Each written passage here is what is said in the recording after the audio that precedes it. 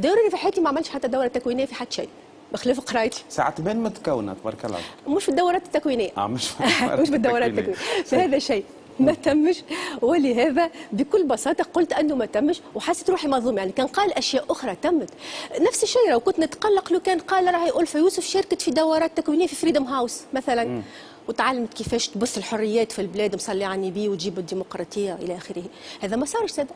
لو كان قال ألفة يوسف راهي مشات قابلت مخابرات اجنبيه واعطاوها الطريقه اللي بها تبث الفتنه. كيف ما صارش. يعني اما اختر ألفة انك تشارك في دوره تكوينيه لا تيسيو ولا الفريدوم هاوس؟ ما نعرفش انت وجهات النظر. انا لا شاركت لا في هذه لا في هذه. اذا كان نلقى روحي مجبره بينهم الاثنين فقط بالطبيعه نفضل لا تيسيو على الاقل في بلادي. نبيع روحي لولد بلادي وانا ما بعت روحي لحد وما نبيعش روحي للاجنبي.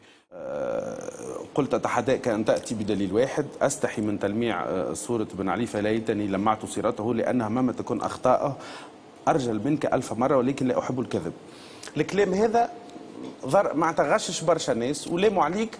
معناتها انت قبل قلت وقت اللي انا نختلف معاهم نعتوني بكذا وكذا وبالعاهره، اليوم اختلفوا معاك باش تنحي له نوع من الرجوليه اللي هو كلام معناتها فما برشا ناس اعتذر قالوا لك اعتذر، فما برشا ناس قال لك اهنت التوانسه وغيره. معناتها هاك انت مارست نفس اللي مارسوا فيه اللي تراهم متطرفين. ليش التوانسه؟ اخي كي تقول فلان ارجل من فلان في راي ساعات نتفقوا. تو انت باش تلزني نحكي قبل الوقت على كتابي جديد ما يسالش. مفهوم الرجوله هذايا ما عنده حتى علاقه بالجنس، راه بالجانب الجنسي هو جماع قيم معينه في مجتمع معين نسبت الى الرجوله بما ان في مجتمعات ذكوريه واللغه الذكوريه نطلع ولا نهبط وذاك الموجود وذاك اللي عايشين فيه. كي نقولوا كي تقول لي صاحبك راك رجولي راه ما فيها لا احاله جنسيه لا حتى شيء، يعني مروءه يعني شهامه يعني كرامه يعني. واللي في الكلام اللي قلته انا قلت بن علي ارجل من المرزوقي في اطار تفضيل، ما قلتش هذا رجل وهذا ليس رجل، هما زوز رجال بيولوجيا على حد علمي يعني على حد علمي زوز رجال. فاشارتي هذا اللي نعرفه فما حاجه في باليش بها قولوا لي خاطر بتاع في تونس الوقت هذا كل شيء ولينا نسمعوه.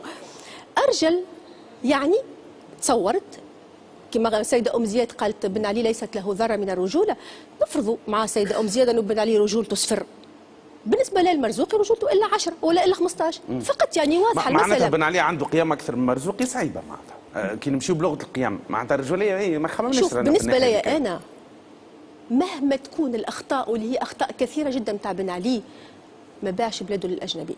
مهما تكون الاخطاء اللي هي اخطاء كبيره نتاع بن علي التونسي كان على مستوى الامن عايش خير من اللي عايش تو. انا تو عايشه تحت حراسه عندي 4 شهور. دور بالله فرصه انا يمكن حكايه ارجل جاتني من عندي واحد من الامنيين اللي عس عليا كي نكلمه في التليفون مو ديما نكلمه كي نشرب قهوه نكلمه كذا حاطط غنيه تاع مزود شنيا الرجله صعيبه ما عرفاش انا الاغنيه اول مره نسمع. يمكن تلمو سمعت الاغنيه هذيا اللي وليت المقياس هذايا ولا موجود ولا متوفر. اما الناس قالوا يقولوا يحبوا هما يقولوا اللي يحبوا ذاك رايي. يعني كل واحد يقول اللي يحب رايي ذاك هو ونتحمل مسؤوليتي فيه وما نتصورش اني قلت كلمه قبيحه ولا كلمه عيب. نقول فلان رجولي ولا فلان ارجل من فلان، هذه عبارات عاديه وانا امراه تونسيه بنت الشعب نحكي معك في الفلسفه وفي هايدغر وفي فيتغنشتاين قد ما تحب ونقعد في القهوه مع الناس ونلعب معهم البولات ونحكي معهم بلغه الشعب. ما عندي ما نخبي وما عندي علاش نعتذر ورايي واللي عنده راي حر نحترمه فات الحكايه. دونك انا السيكوريتي نتاعي حاط رقب حش صاحبك عني دونك نقول سيد رئيس بن علي ارقب منك مثلا كل واحد. اما انت لهنا ألفة وقت حاجتي بيك يا الضمار ما لقيتكش معناتها وريت انك ما تقبلش النقد ما تقبلش حكايتك معك. لا اسمع انا راني ما نعمل حد شيء باش نعجب ولا ما نعجبش. انا مش ديما ضامره راه في الفيسبوك ساعات نكون جاده على الاخر وساعات ضمار يظهر لك انت ضمار عند عباد اخرين يظهر ثقل دم على الاخر. ديزون نحكي على رحابه الصدر اللي وريتها نتاع تقبل النقد. لا نقبل النقد اما الظلم لا ما نقبلش الظلم. وهذاك علاش نقدم قضيه ما نقبلش الظلم. لو كان قال راهي عملت محاضره في قصر قرطاج نقول له ويه عملت محاضره. لو كان قال راهي عملت محاضرات في التجمع عملت محاضره على الطاهر الحداد وعلى الفكر الاصلاحي التونسي هذا صار. اما انك تتهمني بحاجه ما صارتش الظلم لا اقبل الظلم ولا ادافع عنها. هذه ماهيش حكايه وجهه نظر هذه حكايه تتهمني بحاجه ما فيهاش. نفترضوا انا شاب نهضاوي نسالك ألفة يوسف وقت بن علي كان برشا ظلم مش بك قبلته معناتها وسكت. شكون قال لك قبلته وسكت؟ انت تعرف عليه كيفاش نخدم في الاداره نتاعي؟ تعرفني كي كان يجوني التليفونات والناس مازالوا حيين من وزير باش ننجح عباد في الكونكور. وقتها كانوا بالكونكور يعني شحوه مش بالاقدميه في السجون. وقتها باش ننجح عباد في الكونكور منهم واحد كلموني عليه 15 بشر وقلت لا، خاطر ما نجحش ما ينجحش. تعرفوني وقت اللي كانت الوزيره تجي الزوز سكرتير نتاعي اللي مازالوا موجودين لليوم ويجموا يشهدوا متحجبات، كنت نخبيهم يمشيوا يتخباوا باش تجي الوزيره ما تقلقهمش.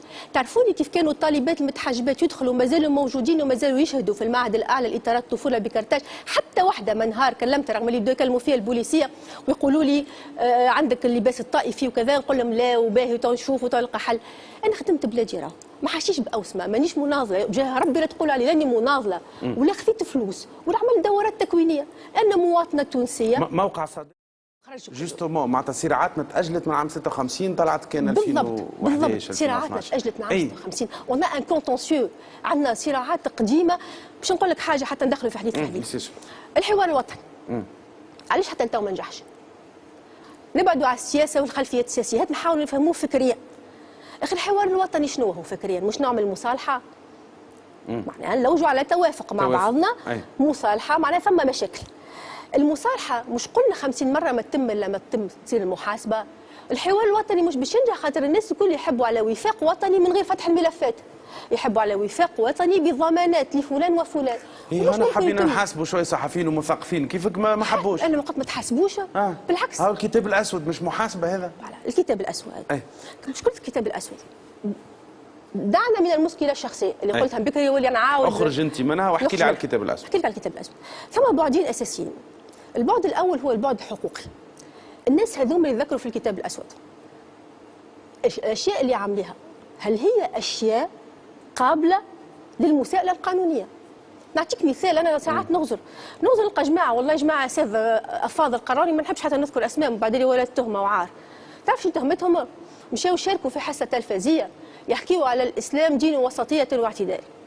والله ما كرهمش بالله تهمه، كرهم مشاو حكاوا على الاسلام دين وتفجيرات وذبح وقصص. هذه تهمه ولا؟ المغني اللي غنى نهار من نهارات في 26 تهمه؟ هذا سؤال. يعني هل الاشياء اللي قاموا بها هذه هل هي تهم ام لا؟ اولا في نفس الاطار الحقوقي احنا مع المحاسبه الفرديه لكل شخص بالقضاء. القضاء يقول كل انسان بريء حتى تثبت ادانته. الكتاب هذا شو يقول؟ وقالوها جماعه اصحابي حتى حكيت معاهم جماعه دبوا روسكم. احنا هكا حطينا الناس الكل واللي عنده مشكل يتفضل يشكي. يعني كل انسان مدان حتى تثبت براءته. كيف باش نحلوا الباب نتاع كل انسان؟ سامحني. اي تفضل. في ماذا ولا؟ اي في بيان سور. مش فاهم. ايش فيك يرحم والديك. كمل جوست هذه. اي كيف باش نحلوا الباب تاع كل واحد مدان حتى تثبت براءته؟ تو يجي واحد يقول لنا السيد الرئيس ينتمي الى جماعه الاخوان المسلمين من سنه 98. واحد اخر يقول لك السيد الرئيس كانت له مشكله مع عامل في القصر. الاخر يقول لك الوزير الفلاني كان يصب بزملائه اللي ينتميوا لنفس التيار وهذاك علاش ما دخلش للحبس رغم اللي زملائه الاخرين دخلوا للحبس. وين ملفات البوليس السياسي؟ وين ملفات الجلادين اللي عذبوا الناس في السجون وماتوا في وقت بن علي وتو؟ شبيهم مش موجودين؟ يظهر لي حسب الكتاب الاسود اللي يصب اخطر من اللي قتل، اللي يغني اخطر من اللي قتل، اللي مشى عمل حصه تلفزيه على الاعتدال والوسطيه. انا نحب نعرف جماعه النهضه يندرا سامحوا جلاديهم بالحق اذا كان سامحوهم وتصالحوا معاهم ما عندي حتى مشكل، ولا تلزوا باش يسكتوا على خاطر الجلادين من الامنيين وعلى خاطر الامنيين لازم نقعدوا ديما علاقتنا بالمنظومه الامنيه لاباس خاطر الامن هو اللي عنده السلاح واللي عنده القوه. ما نعرفش انا ماذا بيا نفتحوا الملفات من وقت البيرسبكتيف نتاع بورقيبه. الملفات الكل زي ما تحل في تونس وكان مش باش تتحل الملفات راهي باش تتفضل بطريقه اخرى. لسوء الحظ ضروري باش تتفضل بالطريقه الاخرى هذه. شنو الطريقه الاخرى؟ انه باش نتيحوا للعنف لسوء الحظ. كما نجحش الحوار الوطني اللي نتمناوه الكل ينجح شو باش يصير؟ حتى حد ما هو مؤهل اليوم شرعيا لا بالشرعيه الانتخابيه اللي فات ولا بالشرعيه التوافقيه اللي ما فماش باش يحكم البلاد. اش باش نعمل؟ باش تولي صراعات، باش تولي تعنيف، باش تولي دم يسيل. يا ربي ان شاء الله نطلع غلطه، يا ربي نطلع غلطه، وفي الاخر باش تطلع حاجه ما نعرفوهاش شنية، ان شاء الله تكون ايجابيه وما تكونش هجينه. باهي، ألفة يوسف، انت هل تمن انه الحريه يستحقوها ناس وما يستحقوهاش ناس؟ مش حكايه يستحقوها، هي نتيجه ديمقراطيه، وهذا قلتها قامت عليها القيامه.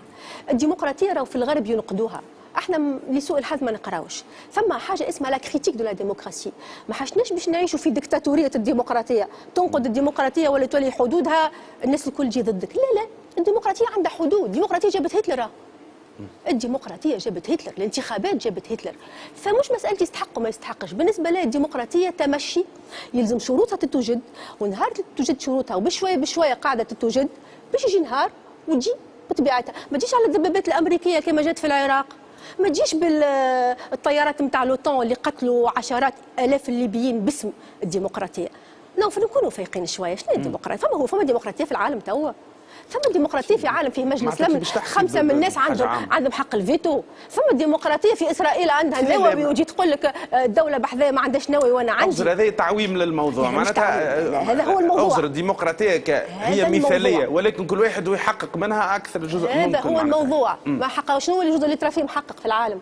شنو؟ اطفال الفلسطينيين مقتولين ولا العامريه اللي ما ننساهاش نتاع العراق؟ نحكيو على الديمقراطيه الداخليه. اسرائيل مثلا ديمقراطيه داخليه، امريكا ديمقراطيه داخليه. نعملوا ديمقراطيه داخليه ونهدوا على العباد نفكوا لهم الثروات. احنا داخل المجتمع نبنيو الديمقراطيه من بعد هذوكم. لا ما قلتلكش انا ما نبررش، اما مش معناتها خاطر اسرائيل وامريكا والمانيا ما همش ديمقراطيه انا نولي نعيش في فوضى. ليش؟ فهمت قلت لك انا معناتها انا نناقش فيها فكريا. انا كهوا ما قلتلكش نعيشوا في فوضى، انا قلت باش تجي الديمقراطيه كنتيجه فقط.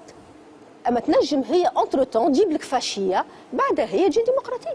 مش حتى مشكل، اما هيش هدف في ذاتها، هي نتيجه مش هدف. واضح. انا به الكل. شنو صحيح معناتها اليوم؟ هذاك رايي، يعني صحيح بارابور لي انا، مش صحيح في المطلق. هذاك رايي. يعني نعطيك اكزومبل، ام زياد مثلا. سيده ام زياد نقدتني ولا نقدت قراءتي. هي قراءتها او مقياسها وتصورها للمروءه او الرجوله مختلف عن تصوري.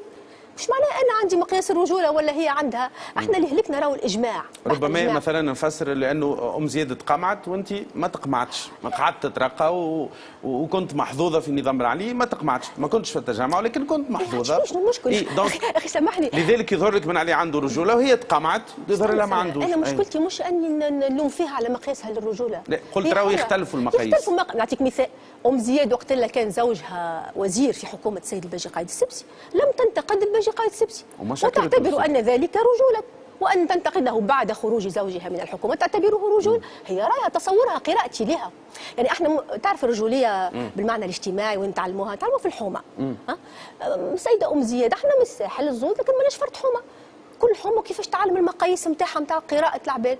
فهي حره في رايها ونحترمها ونقدرها ومراه فاضله، وانا حره في رايي، ولا انا عندي الحقيقه ولا هي عندها الحقيقه. مش هذا التعايش، ما فماش حد شيء خطير في المساله. يعني التحرك اللي صار خلفيته نفسيه تو في الكتاب الجديد تظهر ان شاء الله، لانه مس الكلمه هذيك خاطر خلاو ستاتيو الكل وشدوا في الكلمه هذيك اللي عندها دلالات عميقه، عندها علاقه بالخصا وعندها علاقه بعلاقه الذكر بالانثى، وعند في اطار اللاوعي. في اللاوعي نحكي في علاقتنا بالام معناتها حتى اللي نقدك باش تخرجوا معقد. لا مش معقد، كلنا معقدين. لا كلنا معقد يا نوفل. بما ان فرد مجتمع وتولدنا فرد بلاد نحملوا نفس العقد. كيف كلنا كي بعضنا بدرجات وبر. انت تمن بالتعايش، علاش كي تحكي على النهضه ولا على الاسلاميين تولي ما عادش تحكي على التعايش؟ خاطر هم يحبوا يقصيوني. الله يرحمك يا شكري بالعيد، الله يرحمك. هو قال احنا نجموا يتعايشوا معنا خير. كي كنت نحكي لك تو انا على كاتبتي زوز متحجبات اللي قلت لك نخبيهم كي يجي. سامحني لا مثال يعني وانتمي وتوا ينتمي ولا نحو.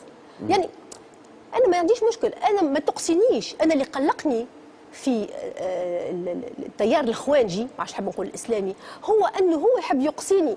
اخي انا علاش نحوس بالحمايه؟ ما هو يحب يقصيني، انا ما نحبش نقصي. انا كان نجموا نتعايشوا مع بعضنا. مش هو يحب يقصيك، كان صار شريعه يحبوا يقتلوك.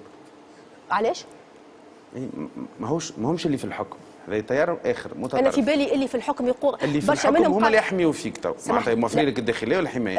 اللي موفر الداخليه والحمايه الامن اللي تابع للحكومه. والامن انواع اليوم في تونس، ونحيي الامنيين الشرفاء اللي موفرين الحمايه اليوم هم الامنيين الشرفاء ويسو ريكونيترون لا سيما في سوسه مع احترامي لهم الكل. الامنيين الشرفاء، ولكن الاوامر جات من الوزير اللي هو تابع للحكومه. الفا علاش؟ نوفل ما تنزليش باش نقول حاجات مش وقت باش تتقال تو. ان شاء الله تو يجي وقتها، برشا حاجات باش تخرج من بعد، مش وقته تو.